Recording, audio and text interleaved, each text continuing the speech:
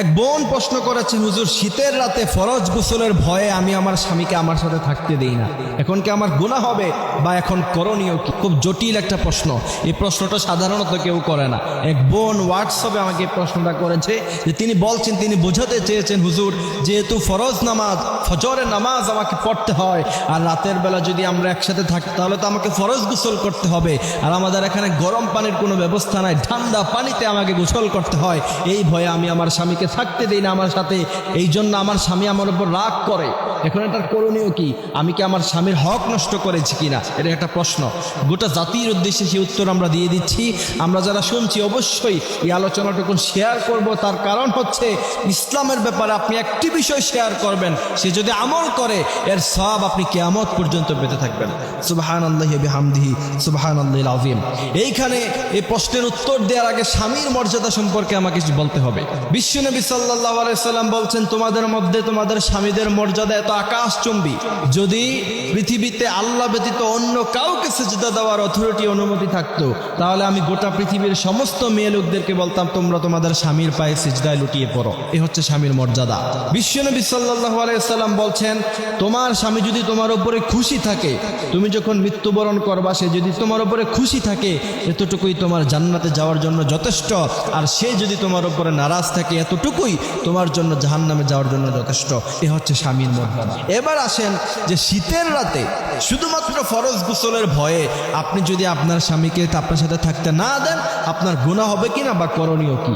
এই প্রশ্নের জবাব যদি আমি দিতে চাই তাহলে বিশ্বনবী সাল্লাল্লাহু আলাইহি সাল্লাম থেকে হাদিস এসেছে, বিশ্বনবী বলছেন, কোনো মেয়ে লোকেরা যদি রান্না করা অবস্থায়, সে কিচেন রুমে রান্না করছে, এমত অবস্থায়, এটা খুব সেন্সিটিভ জায়গা, সে যদি সেখান থেকে চলে আসে আগুন ধরতে পারে, খাবার নষ্ট হয়ে যেতে পারে, খাবার পুরা হয়ে যেতে পারে, এমনও সময় যদি কোনো স্বামী তার স্ত্রীকে তার জরুরত পুরা করার জন্য তার সাথে থাকার জন্য ডাক দেয়, বিশ্বনবী বলছেন মুহূর্তের মধ্যেই সমস্ত রান্না বান্না অফ করে দিয়ে বন্ধ করে দিয়ে সাথে সাথে স্বামীর ডাকে সাড়া দাও।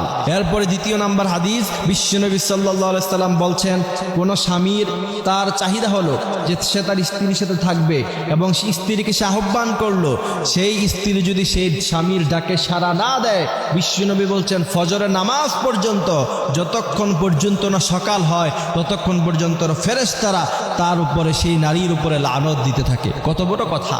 এই জন্য এই হাদিসগুলি থেকে বোঝা যায় অবশ্যই শীতের, এই প্রচণ্ড শীতের সময় যখন শৈত্যপ্রবাহ হয়, ওই সময়ে যদি আপনার স্বামী আপনার সাথে থাকতে চায়, অবশ্যই আপনি তাকে সঙ্গ দিতে হবে, আপনি অবশ্যই তার সাথে থাকতে হবে, তাকে সময় দিতে হবে।